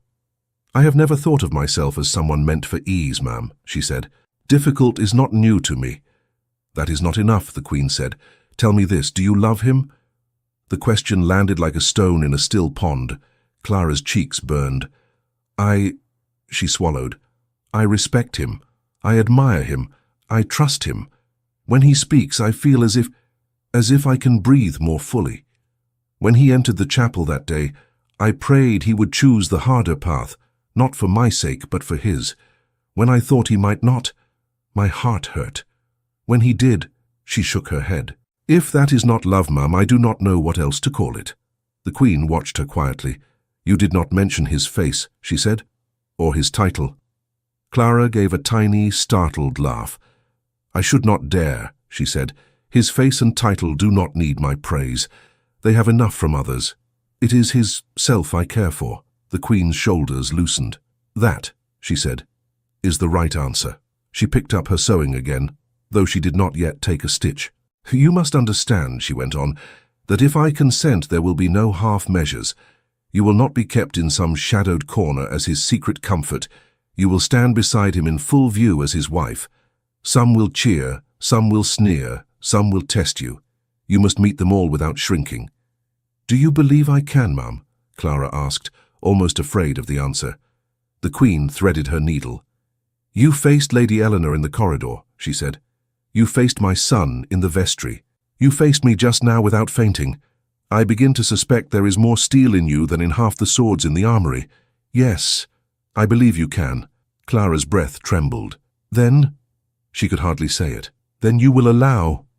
I will allow nothing, the Queen said briskly. My son is no child seeking permission for an extra sweet. He is a man, nearly a king. He has chosen. I simply choose not to stand in his way. I will support this union, Clara. But I will also hold you to the same standard I hold him. Tell him the truth, always, even when it costs you. Especially then. Clara nodded hard. I will, Ma'am, she whispered. See that you do, the Queen said. Now go. And when he asks you, try not to make him suffer too long. He has had a trying month. Clara rose on unsteady legs. Yes, Ma'am. Thank you, Ma'am. She backed out of the room, nearly colliding with Oliver, who had sneaked closer than allowed. Oliver, she hissed, scooping him up. You will have me thrown out before I have even said yes. Before she had reached the end of the corridor, she heard footsteps behind her. Clara. She turned. Alexander stood there, alone for once, without attendants or advisers. His coat was simple, not ceremonial. His hair had escaped its careful styling and curled slightly at his temples. Clara's heart thudded. Your Highness, she said. Alexander, he said gently. If we are to have the conversation I hope we are, it must be Alexander. As you wish. Alexander, she said, the name strange and warm in her mouth. He smiled. My mother has spoken to you, he guessed. Yes, she said. She told me you are stubborn. He laughed under his breath. She has told me that every day since I was 3, he said. No doubt she hopes you will help manage it. I am not sure anyone can manage you, Clara said before thinking, then clapped a hand to her mouth. Forgive me, He looked delighted. Do not apologize, he said. That is precisely what I need. He drew a breath and glanced around. Will you walk with me? He asked. There is a place I would like us to stand when I ask what I have to ask. She hesitated only a moment. Yes, she said. They walked through a side door, down a small stair, and into the gardens. The roses were in fuller bloom now. The patch of earth where the letter had lain had been carefully smoothed and replanted, but Clara could not help glancing at it as they passed. So much trouble from one small piece of ground, she murmured. So much good, he corrected gently. They stopped beneath a tree that cast a soft circle of shade. From here the chapel roof was just visible, along with a sliver of the path where foreign guests had once walked in fine clothes. This seems the right place, Alexander said quietly. Where secrets came to light, where my life turned on a dog's whim and a maid's conscience. Clara held Oliver tighter. He wriggled, uninterested in the solemnity. Clara, Alexander said, turning to face her fully, I have told my mother and the council that I wish to marry you. I have argued, insisted, and refused to bend when they raised every objection they could invent. My mother has agreed to support us. The council will grumble, but they will fall in line. The only person whose answer I do not yet know is yours. Her breath caught. You know it, she whispered. I hope I do, he said. But hope is not the same as hearing it from your lips. He took a step closer. Will you, he said softly, share your life with me? Not as a servant standing at the door, but as my wife, as my companion, as the one person in this world who may tell me when I am being a fool and whom I will thank for it. Tears pricked her eyes. I will tell you even when you do not thank me, she said unsteadily. You may be a prince, but that does not make you always right. His eyes shone. Is that a yes? He asked. Yes, she said. The word came out simple, clear. It felt like stepping into sunlight. He let out a breath that sounded almost like a laugh and for a moment closed his eyes. "Thank God," he murmured. He reached for her hands, then hesitated. "May I?" he asked. She nodded.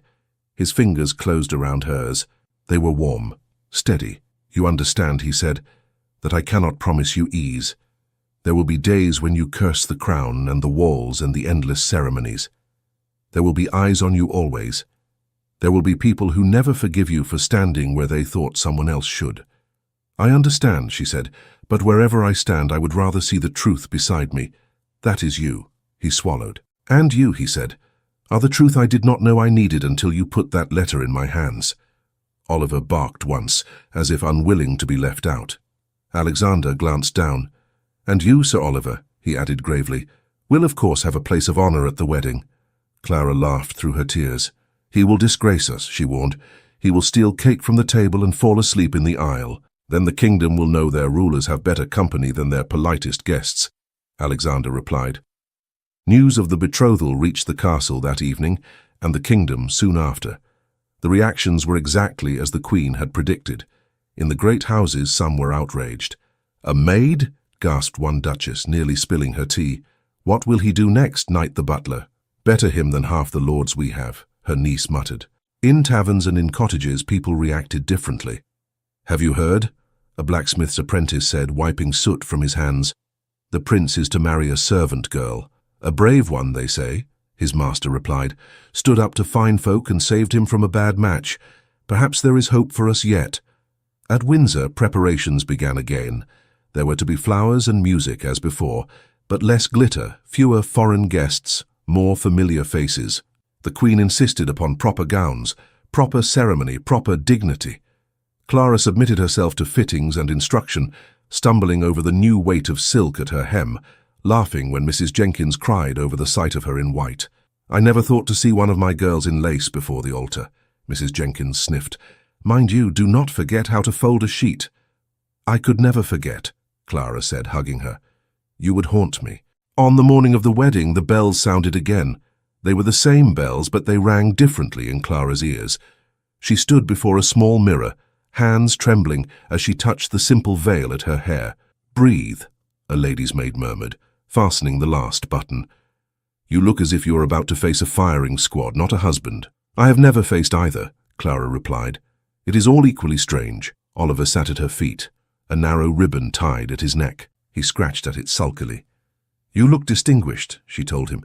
"Behave yourself and you might get a piece of cake." The door opened. The Queen stepped in, dressed in deep blue, a small smile softening her features. "May I?" she asked. Clara nearly jumped. "Ma'am," she said, dropping into an instinctive curtsy despite the dress. "None of that," the Queen said briskly. "If you bend any lower, your seams will split. Stand up. Let me see." Clara obeyed. The Queen looked her over slowly, taking in the gown, the veil, the nervous hands. "You look like yourself," she said at last. "I am glad. I was afraid they would turn you into a doll." "They tried," Clara admitted. "I refused the extra pearls." The Queen chuckled. "My son will be grateful he can find you under all that," she said. "Are you ready?" "No," Clara said honestly. "But I will walk anyway." "That is all any bride has ever done," the Queen replied. "Take my arm, child. Today you go to him with my blessing." Clara's throat tightened. "Thank you, ma'am," she whispered. They walked together through the corridor. Servants peered from doorways, smiling openly now. Some dabbed their eyes.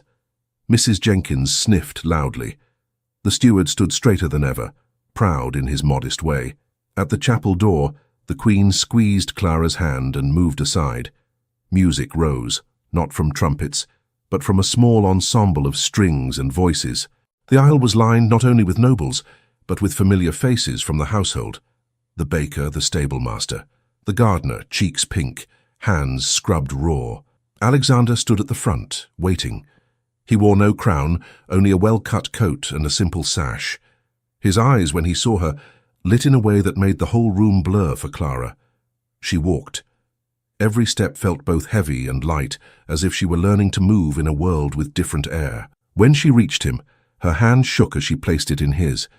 He closed his fingers around hers, steady and sure. "You are radiant," he said softly. "And terrified." "Yes," she whispered, "on both counts." "Good," he said. "I am terrified as well. It seems fair."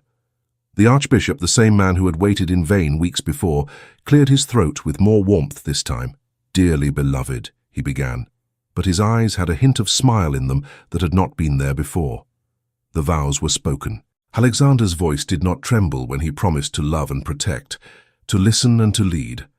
Clara's did tremble when she promised to stand beside him in all things, but it did not fail. When he slipped the ring onto her finger, the world narrowed to the circle of his touch, the quiet weight of the band, the way his eyes never left hers. "You may seal your vows," the Archbishop said. Alexander hesitated a fraction, as if asking without words. Clara gave the smallest nod. He bent his head and kissed her, not in the hungry way of some stories, but with a depth that made her knees weak. It was not a claim, but a promise. She felt it in the way his hand tightened gently at her waist, in the way his breath caught. When he drew back, the chapel erupted in applause, not the restrained murmurs of polite society, but genuine, hearty clapping. The servants in the gallery cheered. Someone whistled before remembering himself. Oliver barked, loudly. Laughter rippled through the room. "Someone approves," Alexander murmured. They walked back down the aisle together, husband and wife. Outside, on the broad steps, the air was cool, the sky stretched wide.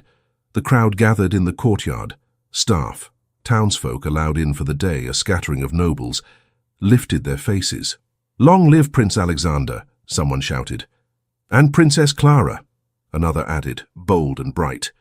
The words rolled over her like a wave. "Princess," she said under her breath, tasting it.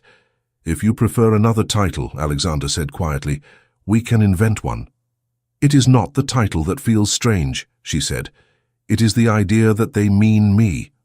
"They do," he replied, "and they will know in time that it means more than a dress. It means that anyone, anywhere, may be asked to carry a truth that changes the world." They stood together at the top of the steps, hands entwined. "Say something," the Queen whispered from behind them. "They will not forget this day. Give them a memory worth keeping." Alexander looked at Clara. "Will you speak with me?" he asked. Her eyes widened. "I," she whispered, "I will stumble." "So will I," he said. "Then they will know we are human." He stepped forward, drawing her with him. "People of Windsor," he called, his voice carrying across the courtyard, "and of this kingdom. Today you see something that has not often been seen. A prince marrying a woman without title, without lands, without powerful relatives. Some may wonder why." He glanced at her, then back at them. "It is not a tale of a princess disguised as a maid," he said. "She is exactly who she has always been. It is a tale of honesty, of a servant who chose truth over safety, of a dog who dug where others would not, of a king who tried to speak from beyond his grave. You may think it strange. I think it right." He lifted their joined hands. "If there is a lesson in this," he said, "let it be this. Your birth does not measure your worth. Your courage does. Your kindness does. Your willingness to speak when silence would be easier does. I hope to rule you with such courage. I hope we will remind each other of it when we falter." He turned to her. "Do you wish to add anything, my love?" he asked. The term made her flush, but it steadied her too. She looked at the many faces below. Some were smiling. Some were merely curious. A girl near the back, her apron dusty, stared with wide, shining eyes. "I am no orator," Clara called, her voice thinner but clear. "But I will say this.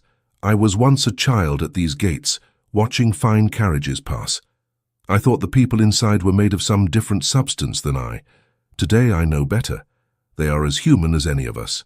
They make mistakes. They can be wrong. They can also sometimes hear a truth from someone they were taught not to heed." She squeezed Alexander's hand. "If you ever think you are too small to matter," she went on, "remember a maid who picked up a dirty case and a dog who brought it. Remember that a kingdom shifted because of them. If you see something buried that should be brought into the light, do not be afraid to dig." A murmur of approval swept the crowd. Someone shouted, "Here, here!" A woman wiped her eyes with her apron. Alexander looked at her with open admiration. "You said you were no orator," he murmured. "You were wrong." "I had help," she whispered back, glancing at Oliver. He wagged his tail as if understanding. As the cheers rose again, Alexander leaned in close enough that only she could hear. "Are you happy?" he asked. She turned her face toward his, eyes bright. "Yes," she said simply. "Terrified, overwhelmed, and happy." "Good," he said. "So am I." They stood there a moment longer, letting the sound wash over them. Later, when the feasting was done and the music faded, when the guests had gone to their rooms and the corridors grew quiet, Alexander and Clara slipped out onto a small balcony that overlooked the dark garden. The roses were shadows now. The patch of earth that had once held the letter was invisible. The air was cool against their faces. Clara rested her hands on the stone railing.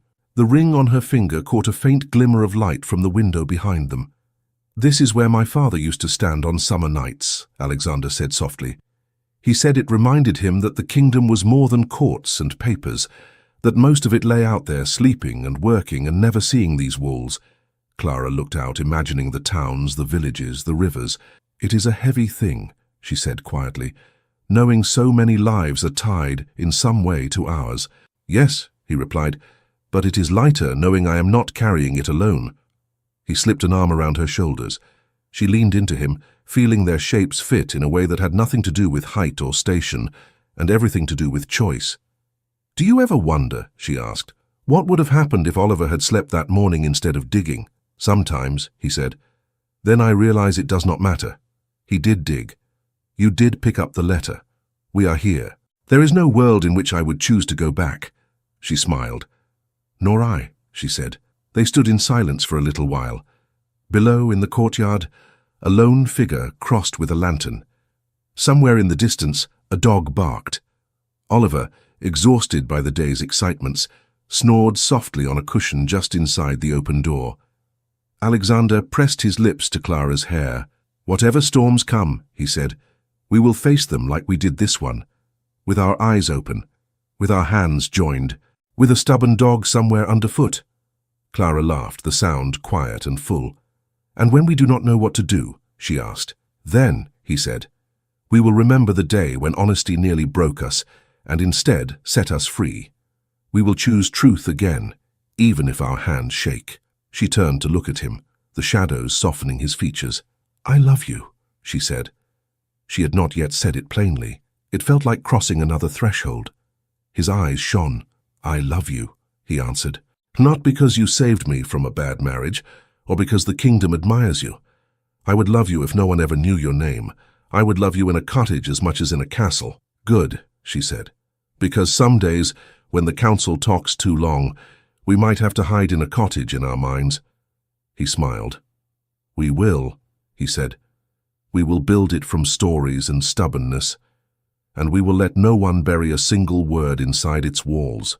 They stood together, prince and former maid, husband and wife, looking out over a kingdom that did not yet know all they would do for it.